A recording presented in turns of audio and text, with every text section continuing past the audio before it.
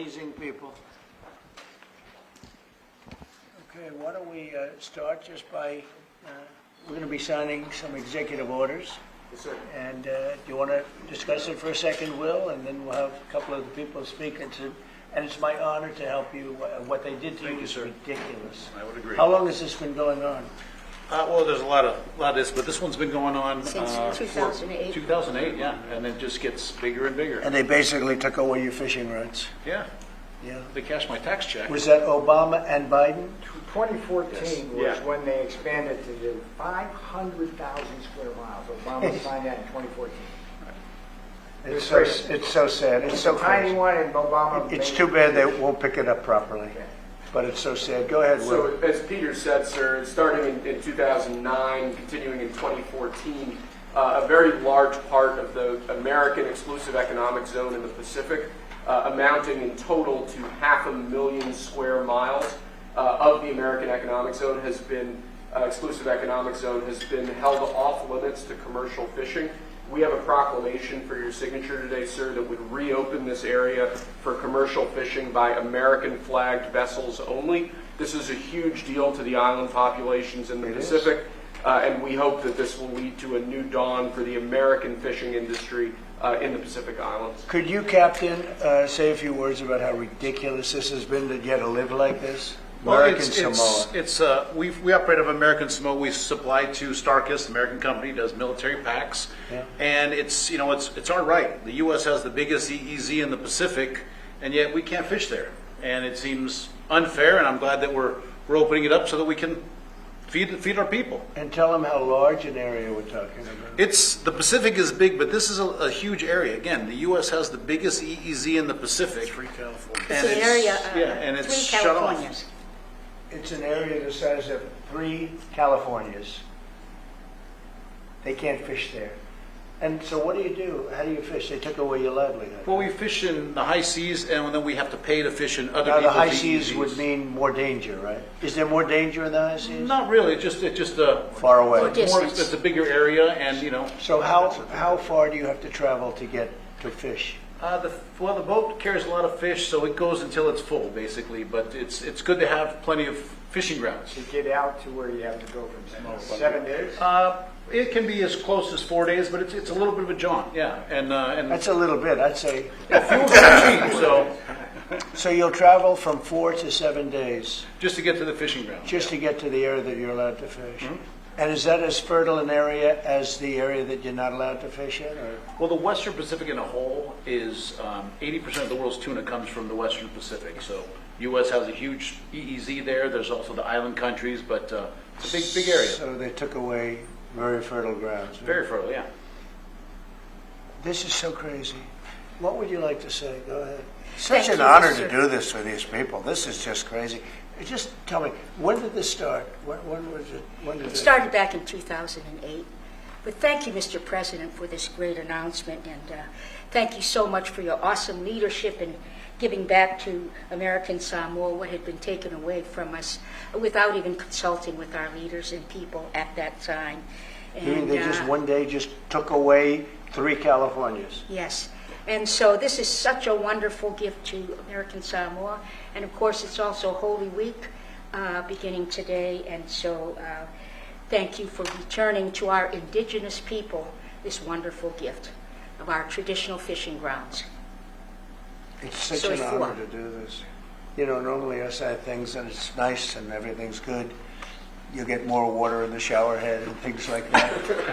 But this is such an honor. What they've done to you people is incredible. It's like, it's so terrible. When you have to travel 4 days in a boat to fish, and it's usually 7 days, I was told before, but 4 days to 7 days in order to fish. And you were there a long time before we were, right? Yes. Yes, Like- for centuries. Like I would Centuries. say, yeah, thousands of years, I was going to say. Mr. President, Please. you have another fishery in the Pacific Ocean. This is the Persane fishery that fishes for canned tuna, and then the fishery in Hawaii fishes for fresh tuna. And so there are 150 vessels, and you're opening up Johnston Island, which is very close to Hawaii, makes it a lot easier for them to fish. Even Because of the Hawaii, mo- so yeah. even Hawaii's. Well, yes, of course. So you're helping the entire fleet, and most of our fish are sold on the mainland. We also fish for swordfish, and when we have too many regulations for our swordfish fishery, you get swordfish from Peru, Brazil, and all those other places that don't have the same management measures that we have in the United States. So we are very grateful in Hawaii for this, the fishermen, and that we just, it's fantastic. So what's the difference? You say canned tuna. Right, you have two different U.S. fisheries there. Yeah, but the same tuna. Different. No, that's skipjack, albacore, and yellowfin, and then So albacore is canned tuna, right? right. I know that from. You've seen the can. So yeah. So our fishery fishes for the sashimi quality fish. So it's all fresh. It's an ice fishery, and it's been around since what started in the early 1900s. And Well, it's been around for millions of years. right, exactly. Long before us. Right, exactly. That's great. So, you know, that's where you're getting your sashimi and your swordfish from. Most of the swordfish that you eat on the mainland comes from our fishery. You know, they shut down also areas off Maine, you know that, the Maine lobster. Oh, yes, And I yes. think we're going to have to open that one up really quickly too. But we did it, and then after the election, which was totally rigged, they went out and they put it back again. We'll have that for you next It was week. like 500 square miles or some ridiculous thing like that. And Canada fishes there, but we're not allowed to. Can you imagine? They restricted it, but Canada fishes there.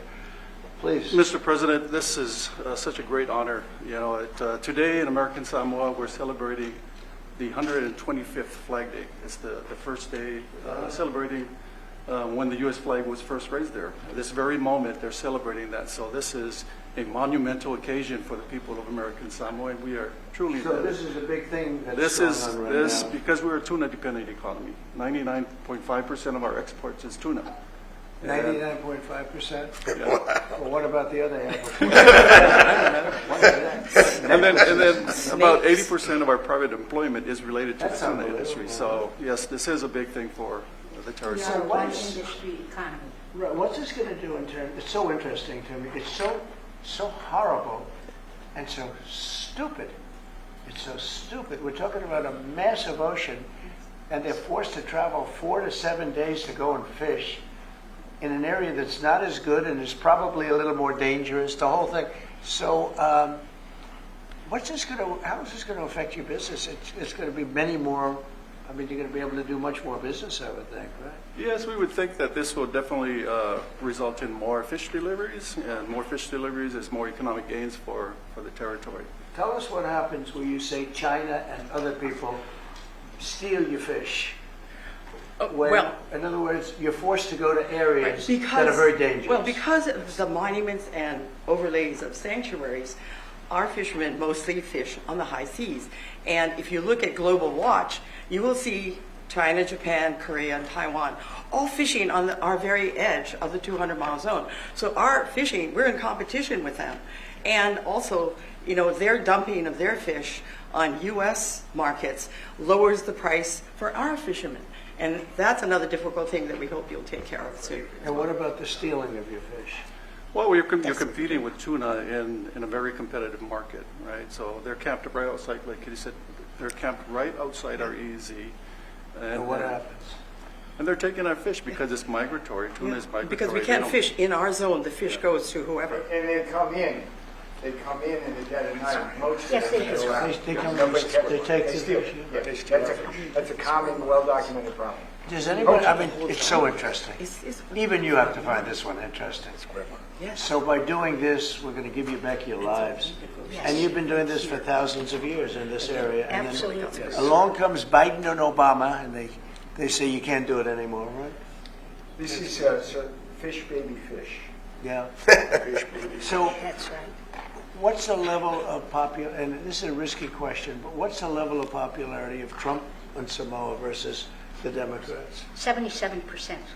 For Poll Trump? shows for Trump. Yes, Wow. that's right. 77%. Probably going to 90 tomorrow. Yes, go up to 100. 100. Maybe 100. Well, it's an honor. I'm not doing it for that. I'm doing it because it's just an honor. Here's one of the boats in there. Look how beautiful that is. Now they use it for a beautiful cruise that takes 7 days before they can do the first fish. Can you believe it? So now you'll be able to do it like almost immediately, right? We get much closer, yeah, absolutely. So if the fish is there, we can make more trips and employ more people. Do you know through sonar, radar, everything, do you know where the fish are? I mean, can you see that? You get educated guesses, so you get all kinds of different reports, plankton and all kinds of stuff, and they can. It's a beautiful life. You wouldn't choose any other life, right? It's a very unique life. I love what I do. I really do. I mean, if you could have a life like some beautiful leisurely life in Washington, D.C., where you get mugged when you go to work, but other than that, you love politics. If you could live in the White House, you'd take exactly I might take it under consideration. All right, let's do this, right? That's an honor. You've seen that signature, and I don't use auto pen. You know, like Biden. Biden uses auto pen. I think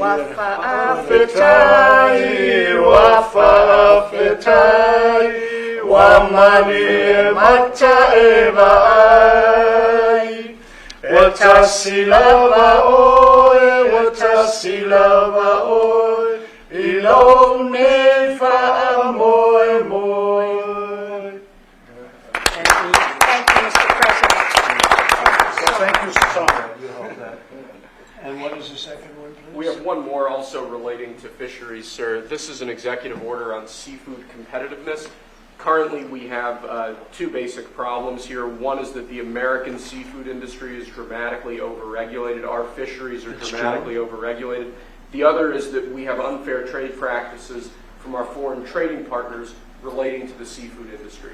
So this executive order is going to attempt to address both of those. The Department of Commerce, other federal departments and agencies are going to work with the fisheries to establish common sense regulatory reforms. How long will that take? I think we're expecting to move as quickly as we can. Yes, sir. You know what I mean, you know exactly what we're talking about already, right? It's crazy. The regulation. It is. Secretary Lutnick is going to fast track that, I can assure you. Howard, please, go ahead. Sure. So you just heard us, the economic zone around Hawaii and Samoa is huge, and it's exclusively ours. So why wouldn't we have our fishermen fish there?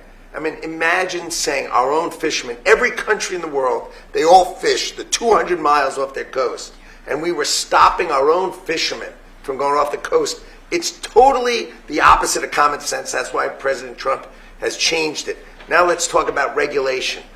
If you're not even going to let them fish, imagine the regulations that have been written to stop our fishermen from just surviving and thriving. We have the greatest coasts in the world with the greatest fishermen in the world, and we need to let them do their great jobs, raise and capture fish, bring them to our tables, have America have the greatest fish in the world, which we have, and then let them export all these other countries, right? They stop us from exporting. That's going to be over with your leadership and your trading policies. We're going to open all of these markets, and we're going to let our fishermen thrive and prosper, and we are going to have lower cost fish, more of it, and the freshest fish in the world. And this is just common sense for the United States of America. So could I ask, it's so interesting. Yes. So you take these massive areas of water, and other countries are allowed to fish in them, right? No, they sneak in, they poach. They So come they're not in, allowed, but they do it because they don't care. But they fish in their own zones, sir. Yeah. So we're systematically disadvantaging our fishermen by not allowing them to fish in parts of our exclusive economic zone, while other countries have their own exclusive economic zones, and they're fishing the heck out of those. So they're totally benefiting. Now that you're allowing the U.S. fishing fleet to fish, they also serve as observers. And when they see poachers, they report them to the authorities. And so they are a big help to the U.S. Coast Guard. Right. And so it's great for our U.S. food security. I mean, we should have a trade surplus in fish, and we have a big trade deficit. Crazy. Because of all this. It's just crazy. Nothing Okay. familiar. This is an easy one. Very easy. Hi, Mom. This is an easy one. This is crazy, huh? About 80% of the seafood in the U.S. is imported. Can you imagine that? We import seafood, and we have the greatest coast So and what- fishing in the Okay, world. so in Maine, they do something similar. I think it's like 500 miles or something, some crazy thing. And Canada goes and they fish there, other people fish there, Europe fishes there. the Maine lobster. You can't get Maine lobsters because Maine's forced to go for days out to some other area that's not as good. We have to free that up too. We'll have that on your desk next week, I promise. The Maine lobster, right? Yeah. It's incredible. You did it Think last of it. time, and they undid it. Canada fishes there. Biden undid No, we're it. not allowed to. Yeah, I did it last time in Maine, and they undid it. That's why we have to stay president for a long time. Okay. Thank you, everybody. What an honor. It's a great honor. Thank you, sir. Thank you, Take care Mr. of President. yourself. Thank you, Mr. President. Thank you very much. Thank you very Thank much. you very much. Thank you, Mr. President. Great job. Beautiful. You guys look like a real athlete right there. There, look how it is. I get a sheet too. Mr. President, breaking news, a short time ago, the Supreme Court agreed to hear oral arguments in the case about ending birthright citizenship. How confident are you that the court will rule in your favor and allow that order to end birthright citizenship to go forward? Well, you're just telling me that for the first time. I am so happy. I think the case has been so misunderstood. That case, birthright citizenship, is about slavery. If you look at the details of it, the signings of it, everything else, that case is all about slavery. And if you view it from that standpoint, people understand it. But for some reason, lawyers don't talk about it, the news doesn't talk about it. That's not about tourists coming in and touching a piece of sand and all of a sudden they're a citizenship. They're a citizen. That is all about slavery. And even look at the dates on which it was signed. It was right at that era, right after the Civil War. And if you look at it that way, the case is an easy case to win. And I hope the lawyers talk about birthright citizenship and slavery, because that's what it was all about. And it was it was meant to be positive. And they use it now instead, not for slavery, they use it for people that come into our country and they walk in and all of a sudden they become citizens and they pay a lot of money to different cartels and others. It's all about slavery, and if you look at it that way, we should win that case. Okay. Mr. President, following that, we have a great relationship with the president of El Salvador. Will you ask him to release Abrego Garcia so that you can facilitate his return here to the United States? And do you believe he deserves due process here? Well, I must tell you, I have to refer again to the lawyers. I'll have to do what they ask me to do. I had heard that there were a lot of things about a certain gentleman, perhaps it was that gentleman, that would make that case be a case that's easily winnable on appeal. So we'll just have to see. I'm going to have to respond to the lawyers. Mr. President, we're learning that there are now 2 deceased following that shooting at Florida State University. Following and amid that, is there any changes that you want to see to gun legislation? Anything you see broken with gun laws in our Well, I'm country? going to have to look. I'm a big advocate of the Second Amendment. I have been from the beginning. I protected it, and these things are terrible. But the gun doesn't do the shooting. The people do. It's a phrase that's used probably too often. I will tell you that it's a shame. I'm just hearing about it now. I just hear about it. I know the area very well. I know the school very well. I know everything about it. It's Florida. And we'll have more to say about it later. I have What to do see you what mean when happens. you say there will be more to say about it? Only in terms of what happened. As far as legislation is concerned, this has been going on for a long time. I have an obligation to protect the Second Amendment. I ran on the Second Amendment, among many other things, and I will always protect the Second Amendment. Mr. President, a question about the United Kingdom. Reports that you're going to go and stay with the King in September. Can Yes. you confirm that? What are you looking forward to? Well, I was invited by the King and by the country, great country, they're going to do a second, as you know, a second fest. And that's what it is. It's a fest, and it's beautiful. And it's the first time it's ever happened to one person. And the reason is that we have 2 separate terms. And it's an honor to be, I'm a friend of Charles. I have great respect for King Charles and the family, William. We have it's really just a great respect for the family. And it's a very great honor that, and I think they're setting a date for September. It's going to be a smaller visit initially and then a bigger state visit to follow after. Is that the plan? Yeah, they say that it's going to be, I don't know how it can be bigger than the last one. The last one was, as you know, was incredible.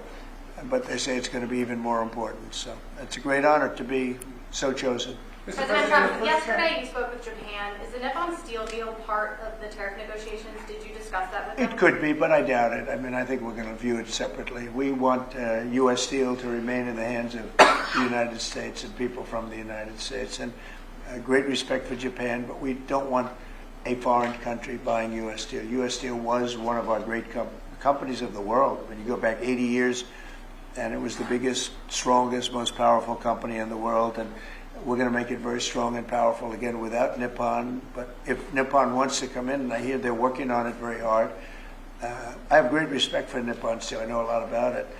But they can invest and they can do lots of things, partnerships. But we want to have U.S. Steel remain in this country. So is that a stipulation you would put on these tariff negotiations? I guess we could talk about it with regard to tariffs, Howard. I mean, it's something that could be a part of it.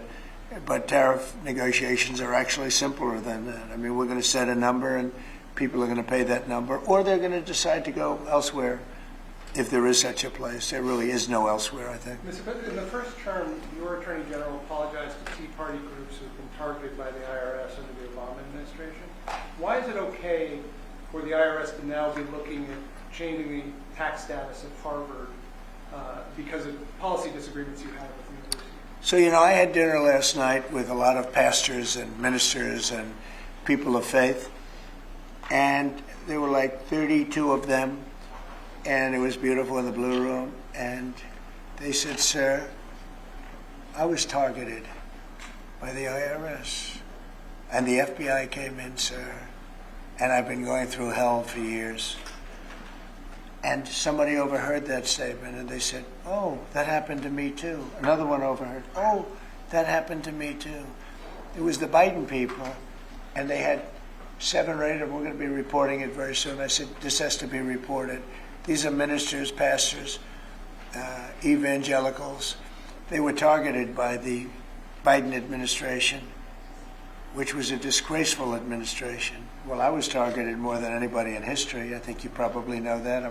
I hope you admit it, but you might not. But I was targeted more than anybody in history. But it was interesting because one pastor told me, and another one heard it, "Oh, me too, and me too, me too, me too." All of a sudden, they're all, and one of them spent all of his money, everything he had on lawyers, for 3 years, he said. It took place almost immediately after the election. After the election, when Biden came in, unfortunately for the country, sadly for the country. So when you ask me that question, I immediately say, let's switch it around to tell you what happened last night. And not only that, we're also finding that many people just having to do with Trump support have gone through hell. And they've used the IRS for purposes of something that's very illegal for them to have to do. What are you trying to It's a achieve? very illegal, it's a very, very illegal thing to do what they did. And I think it's such a shame. That was long what? If that was wrong, why are you considering changing the tax status of Harvard? Because I think Harvard's a disgrace. I think what they did was a disgrace. They're obviously anti-Semitic, and all of a sudden they're starting to behave. But when you see what they were saying, what they were doing, when you see the way they took care of events, when you watch that woman, that horrendous president that ruined the image of Harvard, maybe permanently, in Congress, in the halls of Congress, when you take a look at what happened there, it was horrific. And, I've looked at a lot having to do with it. I'm not involved in it. It's being handled by lawyers. I read about it just like you did. But tax-exempt status, I mean, it's a privilege. It's really a privilege. And it's been abused by a lot more than Harvard, too. By a lot more than Harvard. So we'll see how that all works out. I don't think they've made a final ruling. I don't believe they've made a final ruling, but it's something that these schools really have to be very, very careful with. Very anti-Semitic when you take a look, whether it's Columbia, Harvard, Princeton. I don't know what's going on, but when you see how badly they've acted, and in other ways also. So we'll be looking at it very strongly. Mr. President, on that subject, on the tax-exempt status subject, what are the other groups that you'd like to see that status removed from? Could we expect an executive Well, order? we'll be making some statements, but it's a big deal, and they're so rich and so strong, and then they go so bad. They've earned so much by being a member of this country, a member of this group, this beautiful group of people in this country, and then they go and they abuse their power like that. I think it's very sad. Are we talking about immigrant rights groups, environmental rights Could be. groups? Could be. I mean, look, environmental. I have a group named CREW. CREW. You ever hear of it? I think it's CREW. And they have a guy that heads CREW. It's supposed to be a charitable organization. The only charity they had is going after Donald Trump. So we're looking at that. We're looking at a lot of things. But if you take a look at CREW, what they've done, and I think it was a very big abuse, but we're going to be finding out pretty soon. Can you explain the disconnect between your conversations with President Xi, when those potentially could happen, and why they haven't happened yet? Well, you don't know whether or not they've happened. That's my question. Yeah, I mean, I've never said whether or not they've happened, but I have a very good relationship with President Xi, and I think it's going to continue. And I would say they have reached out a number of times. Xi or they? Well, the same. I view it very similar. It would be top levels of China, and if you knew him, you would know that if they reached out, he knew exactly. He knew everything about it. He runs it very tight, very strong, very smart. And yeah, we're talking to So China. they've Do you reached out in believe recent him? days or recent weeks. Excuse me? They've reached out since the 145% tariffs. Oh yeah, sure. Have Do you believe A lot. Do you I mean, believe a him? lot all the time. We're talking. Have You are spoken to him talking. directly to President Xi? I don't want to say that. No. It's just not appropriate. to But say. you're speaking. Sorry. Has he called you directly, President Xi, or reached out to try to facilitate a conversation? Well, you'd think it was pretty obvious that he has, but we will talk about that soon. It's not that important because honestly, we're going to have a deal. I believe we're going to have a deal with China. And if we don't, we're going to have a deal anyway because we're going to set a certain target and that's going to be it. You have anything to say about that, Howard? I think our tariff policy around the world has every country in the world coming in and talking to us. It is incredible. We had country after country in yesterday. We are confident that we will work out something with China, and the president knows what he wants to do, and I think he knows it better than anybody else in the world, and we are confident that this is going to work out well, both for the United States of America. I'm sure he'll work it out with China, but the amount of other countries who are working with us is incredible, and I think it's really going to work for the American farmers, for our ranchers, for our fishermen, for our businesses. The scale of companies coming to America just every day, like even this morning we were talking about Whirlpool, and then we were talking about car companies opening. The scale of factories coming to America is mind-boggling, driven by Donald Trump's tariff policy, which has got the world coming and finally respecting the United States of America. President Trump, you said And by the way, there's never been anything like it. We have at least $7 trillion of new businesses coming in. If you go back and look at others, I mean, in years they wouldn't do anything like that. So, and this is in a matter of weeks, so it's been pretty amazing. You said we're talking, so China and the U.S. are talking Yeah. on tariffs. Oh, sure. Do you believe then that they won't go higher than 125%? We've heard Chinese officials say that. And like, what happens if they do go higher? Do we retaliate more? Well, than at a certain point, 125? I don't want them to go higher because at a certain point, you make it where people don't buy. So I may not want to go higher, or I may not want to even go up to that level. I may want to go to less because, you want people to buy.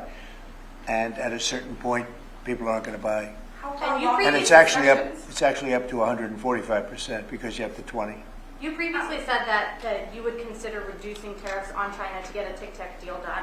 Is that still on the table as of now? Well, we have a deal for TikTok, but it'll be subject to China, so we'll just delay the deal till this thing works out one If way or they the other. say- And I think it's a good deal for China. The TikTok deal is very good. TikTok is good for China, and I think they'd like to see us do a deal, especially the deal that we have pretty much done with some of the best companies in the world. If they agree to sign the deal, would you take that into consideration? I think it would be when something talking we about reducing discuss because tariffs? it's a natural.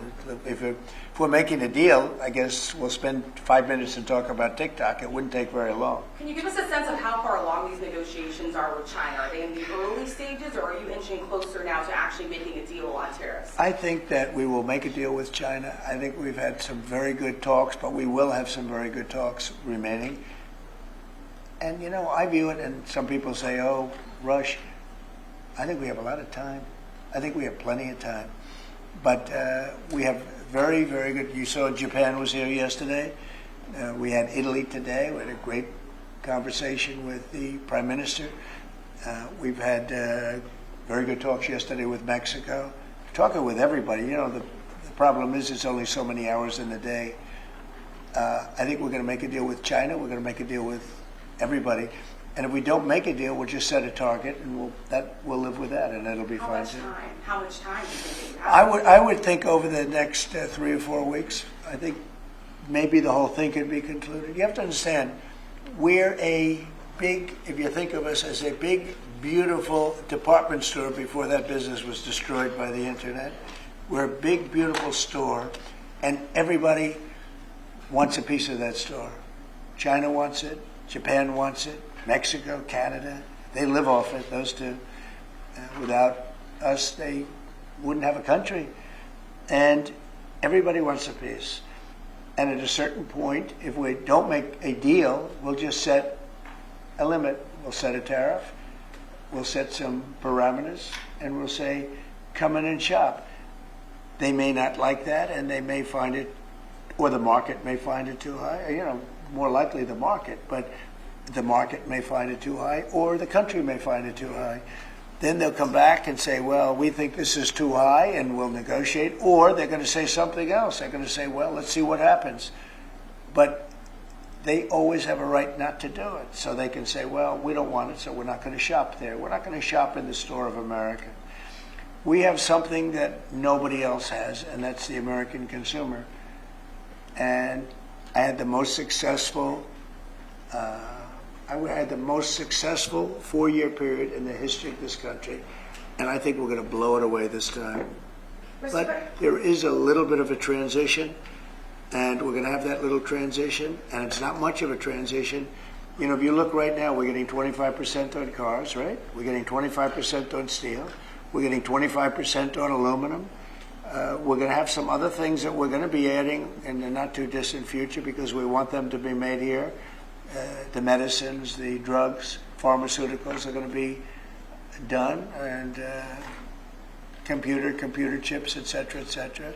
And because of that, we have the biggest computer companies in the world coming in from Taiwan and other places, and they're building in Arizona and lots of other places. We're number one in AI by far. We're leading China by a lot, by tremendous amounts. We're going to supply electricity at levels never supplied before. They're going to build their own electric. We're going to let them become a utility, essentially. And it's going to be amazing for the country. They're going to build their own electric plants. We have to double up our electricity to remain number one in AI. We're going to have to double up our electricity take our whole country. We're going to have to double up our electricity. Think of that. And probably even triple it up. And we're going to let them build their own electric plants with their plant that they're building for the AI or whatever they're doing. Never been done before. We're going to get them quick approvals. It's going to be very clean, going to be very nice. And we're going to get them very fast approvals. And people are investing in this country like they've never invested before. Thank you very much, everybody. Thank you, press. Thank you, press. Thank you, press. Thank you. We're headed out. Thank you, guys. We're right here. Let's go. Thank you. Thank you.